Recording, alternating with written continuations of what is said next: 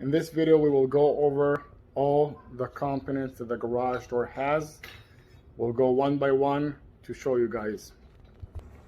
So the first one that we will be talking about is safety eyes, which will be located on the sides of the track. You have one safety eye on the right and one safety eyes on the left. We always need to make sure that the both of them has lights on. One will be orange and one will be green. This is how a safety eyes looks like. It has a bracket attached to it. The second one that we will be talking is track brackets, which will be the ones over here, which are usually number 5 and 6. That's what's connecting between the vertical track, which is this part, to the wall itself. That's the structure of the garage door. Number 3 is vertical track, which is the track that goes from here all the way up to the flag bracket, which is this part over here. The flag bracket is connecting between the horizontal track and the vertical track, and is also essential part for the structure of the garage door. So again, flag bracket, which is this piece, and this is a vertical track, which is this track over here. Number 5 is drums. Drums is what the cable is looped above, and that's located over there on the top. That's what basically rolls up the cable on top of that drum. It takes the cable and takes the movement from the cable to the shaft, which is this part over here that is connected to it. As you guys can see, you have a smaller drum and a bigger drum. This is a commercial drum. We're not going to talk too much about it, but you can see that this one has way more spoil for the cable to go on. That's for bigger doors. So therefore, this is the most common drum that we will be using on a garage door. Horizontal tracks is the track that goes horizontal, and that's what's going to lift up the door when the door is in an up position. The horizontal track is going to carry that door.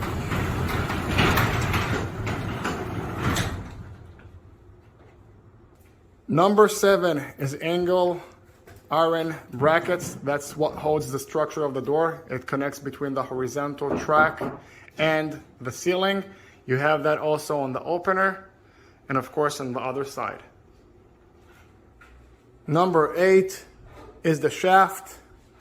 The shaft duty is to take the movement from the drums, which are on the end bearing of it, to the torsion spring, which is connected to it, which is also number 9. The torsion spring, which is this part over here. You have 2 on this door because this is a 16x7 non-insulated door. Number 10 is the quick disconnect door arm, which is this part over here that connects between the opener and the door, as you guys can see. This arm is going to take the movement from the trolley on the opener to the door, and will basically connect it to be automatic. Number 12 is hinges. Most of the hinges on the garage doors are number 1. It usually only has a place for one roller, and you will see that hinge all over the garage door. But to where the hinge number 2 is going to take in, which is going to be the next one over here, you guys will see that this hinge actually has 2 places for the rollers. The roller will always come on the bottom one, and the difference between number 2 and number 3 is the distance between the roller and the hinge to the track itself. And then the last one is going to be the top bracket over here, which is adjustable, as you guys can see with this screw. The last bracket is going to be number 12, which is going to be the bottom fixture. So that's the bottom bracket. That's the one that connects the roller. And most importantly, the cables over here. The cables always connect to the bottom bracket on the door. So again, we have the bottom bracket, we have the number 1, we have the number 2, we have the number 3, and we have the top fixture, which is adjustable. Number 14 is the weather stripping. Weather strip is going to avoid from water to come from the bottom of the garage door.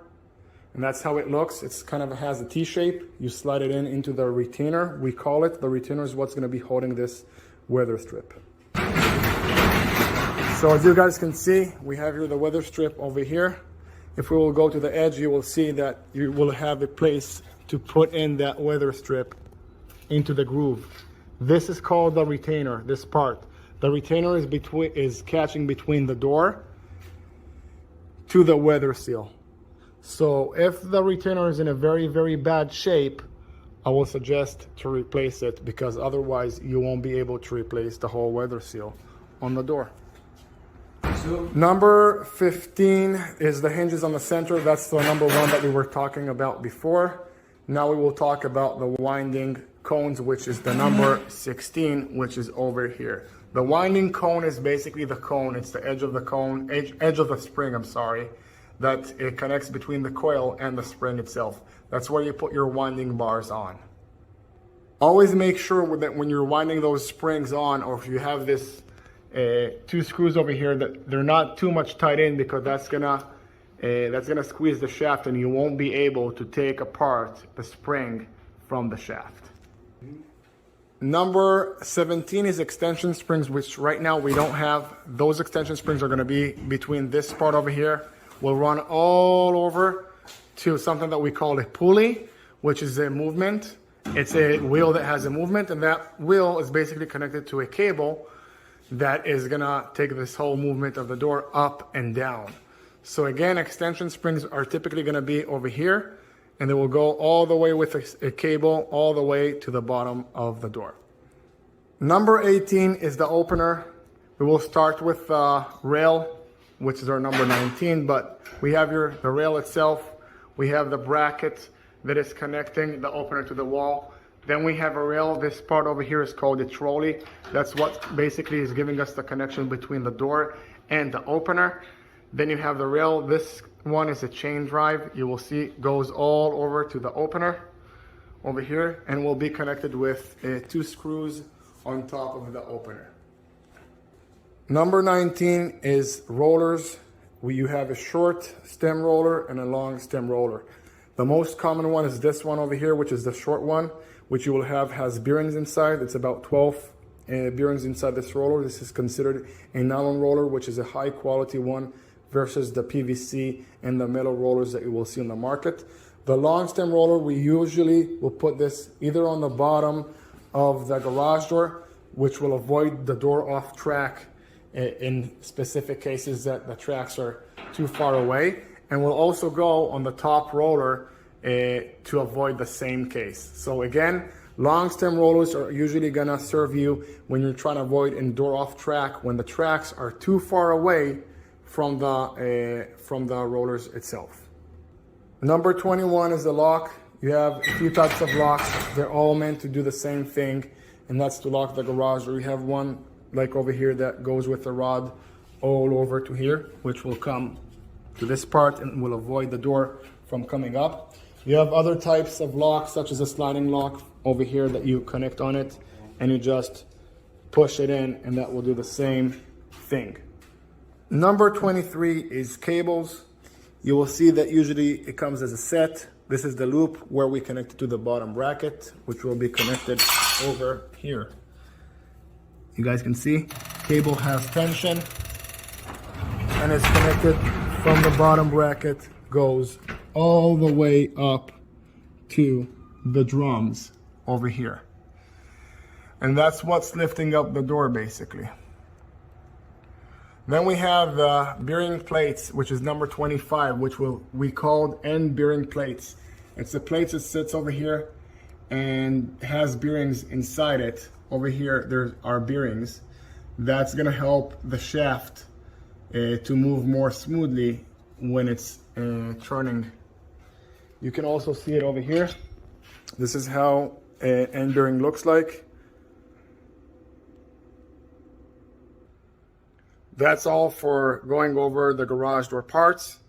We'll see you guys on the next video. Thank you.